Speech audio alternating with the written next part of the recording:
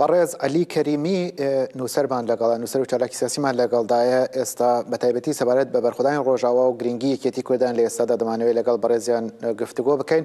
ڕێزار کەریمی سڵاو و ڕێستان پێشکەش دەکەم ئەگەر دەگما دەبیستن. زۆر سپاس شەوی تۆش و بینەرانی و جۆگرانی ئاریان تیوی خۆش بێت. زۆر سپاس دەکەم. ڕێزدار کەریمی بەر لەوەی بپەرجێمە سەر مژاری یەکێتی نەتەوەیی سەبارەت بە بەرخۆدانی شکۆمەندی ڕۆژاوا لە 30 ڕۆژی داوا 30 ڕۆژە هێرش دەکات دەوڵەتاییەکەی تورکیا و لە بەرامبەر ئەم هێرشە دڕندانە و شەڕە نابەرابەرش بەرخۆدانێکی شکۆمەند لە ئارادایە. ئێوە چۆنی دەبین لەم بەرخۆدانە سەبارەت بەم بەرخۆدان شکۆمەندە چی دەڵێن؟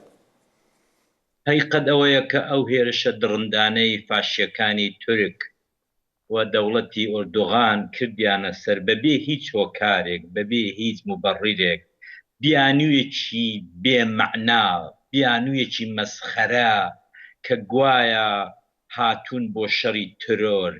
کام ترۆر؟ شەڕەوانانی ڕۆژ ئاوا ئەوە زیاتر لە 4-5 ساڵە لەگەڵ ڕەشترین و پیسترین ترۆریزمی جیهان کە داعیش بوو بە شەڕ دێن خۆیان قوربانی دەستی ترۆرن. ئەم درۆ شاغدارەی ئۆردۆغان بێمەعنایە و بەڕاستی دەبێت دەستخۆشی لە هەموو جیهان بکەم کە زۆربەی جیهان جیا لە چەند هاوپەیمانێکی پیسی خۆی کەس قبولی نەکردو ئەو بیانۆ پیسەی کە گوایە لە ڕۆژ ئاوای کوردستانەوە هێرش دەکرێتە سەر تورکیا یا لە ڕۆژاوای کوردستانەوە خەتەری ترۆریزم بۆ تورکیا دروست دەبێت. دروست بە عەکسەوە ئێمە بە درێژایی شەڕی داعش لە 2014ەوە ئێمە هەموو دەزانین و جیهانیش دەزانێ کە ئەوە سنوورەکانی تورکیا بوون کە داعشیان تەقویەت کردووە، کە ئەوە سنوورەکانی تورکیا و دەوڵەتی تورکیا بووە کە داعشی تیمار کردو و چەکی داوەتێ و پارەی داوەتێ و ئیمکاناتی لۆجستیکی دەیختیار داوە. ئەو بیانوە لە هیچ و خۆڕایی کە ئەمڕۆکانە تورکیا بە ڕۆژاوای کوردستانی گرتووە حقیقەت ئەوەیە با جیهانیش هەمووی بزانێ. تەجروبەیەکی بێوێنە، تەجروبەیەکی ئەو پڕی ئیسانی، تەجروبەیە و ئەزمونێکی سەرکەوتوو لە ڕۆژهەڵاتی ناوەڕاست، نەتەنیا لە ڕۆژهەڵاتی ناوەڕاست بەڕێی من لە زۆربەی ئەو جیهانێک کە پێی دەڵێن جیهانێکە ئێستا نەگەیشتۆتە مافەکانی دموکراسی و مافەکانی مرۆڤ و لە هەموو جیهاندا ئەزمونێکی بێوێنەیان نیشاندا.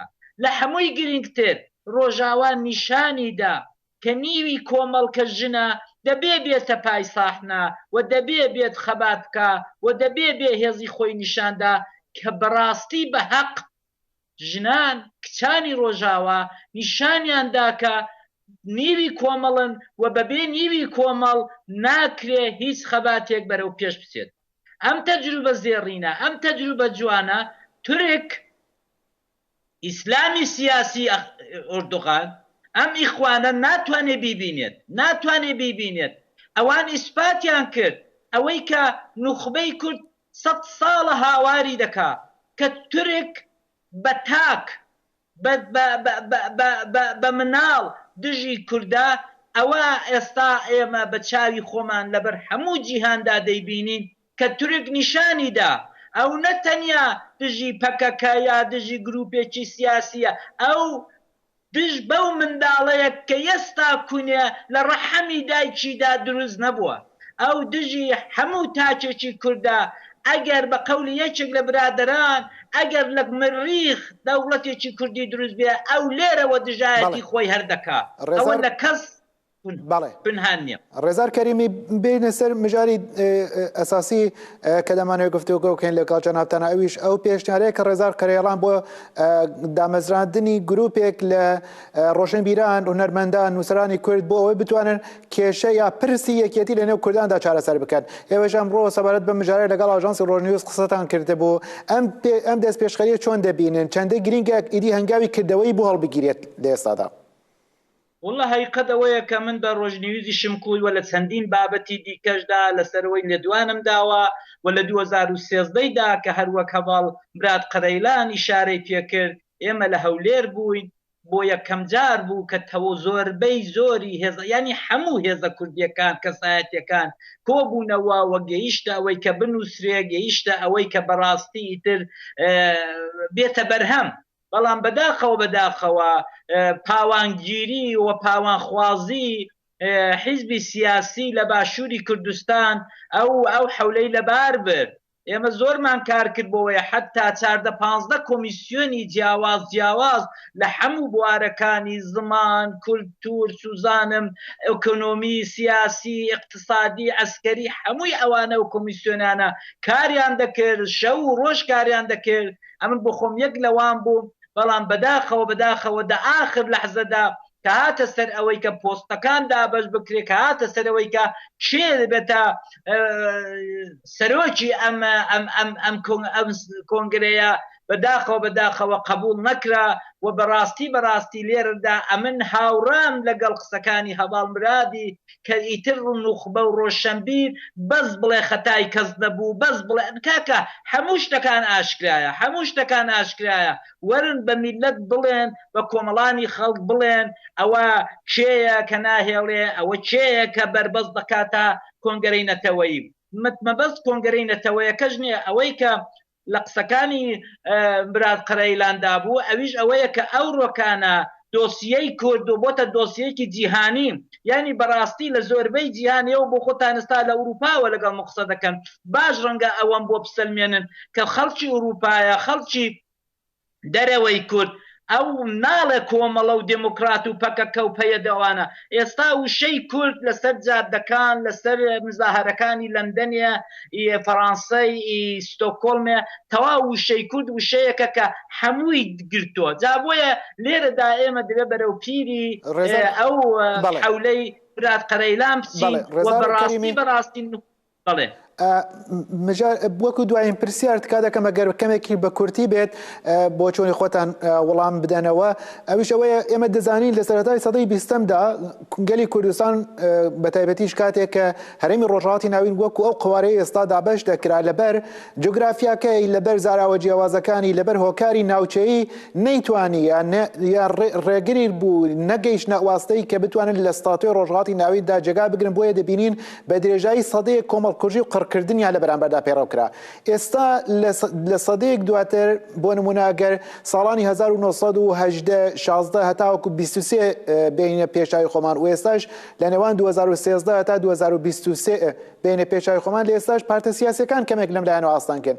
گەلوەگەر ئێمە یەکێتی خۆمان لە ئێستادا پێک نییە نەتوانین جێگە بگین لە ستاتۆی نوێی ڕۆژهەڵاتی ناویندا، داهاتووی ئێمە چی بەسەراتێت؟ ئێمە دەتوانین سەدەیەکی دیکە بەرگەی نکۆلی قڕکردن لە ناوچوون بگرین؟ حقیقت ئەوەیە کە هەروەکو بۆ خۆت لە 100 ساڵی ڕابردوودا کورد ئیسپاتی کرد ئەگەر دەوڵەتیشی نەبێ لە ناو ناچێ، ئەگەر دەوڵەتیشی نەبێ زمانەکەی ناتوێتەوە. ئەمە حقیقەتێکە، ئەمە پوانێکی زۆر موسبەتە، ئەوە ئیجابێکە کورد لە 100 ساڵی ڕابردوودا لە خۆی نیشانداوە. بەڵام لەلایەکی دیکەی پرسیارەکەتەوە ئەویش حقیقت ئەوەیە ئێمە تا ئێستاکوونێ بە مافەسەرێکیەکانی خۆمان لە هیچ پارچەیەکی کوردستان نەگەیشتون.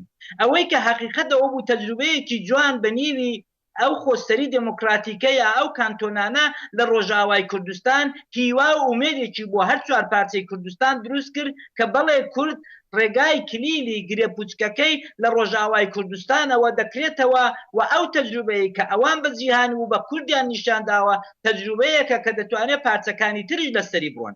بەڵام هەروەکو بۆ خۆتان دەفەرمونون حقیقت ئەوەیە کە ئەم حەولە ئەگەر ئێمە یەکێتی کوردانمان نەبێ دەنێ خۆماندا، ئەگەر بە فۆرمۆڵێک نەگەین، ئەجندایەکی نەتەوەیی ئەوڕۆ نەبێتە وردی زاری هەموو تاچێکی کورد، هەموو حیزبێکی کورد، بەڕاستی دووبارە هەلەکە لە دەست دەدەین. هەلەکە بەو معناینە کە کورد قڕ دەبێ، کورد قڕ نابێ، بەڵام ڕەنگە پرۆسەی سیاسی، پرۆسەی بەنەنتەوە بوون، پرۆسەی بەدەوڵەت بوونمان بەڕاستی دووبارە دوا بکەوێ و دووبارە جێگامان نەبێتەوە لە موزاییکی دابەشکردنی زلهێزەکان. ئێستا حقیقت ئەوەیە کە ئێستا عینی ئەو کاتی 100 ساڵەوە پێش ئەوە دووبارە ڕووس لەسەر خەتە، ئەمریکا لەسەر خەتە، تورکیا لەسەر خەتە، ئێران لەسەر خەتە و ناوچەکە دەکوڵێ بە کۆمەڵێک گۆڕانکاری.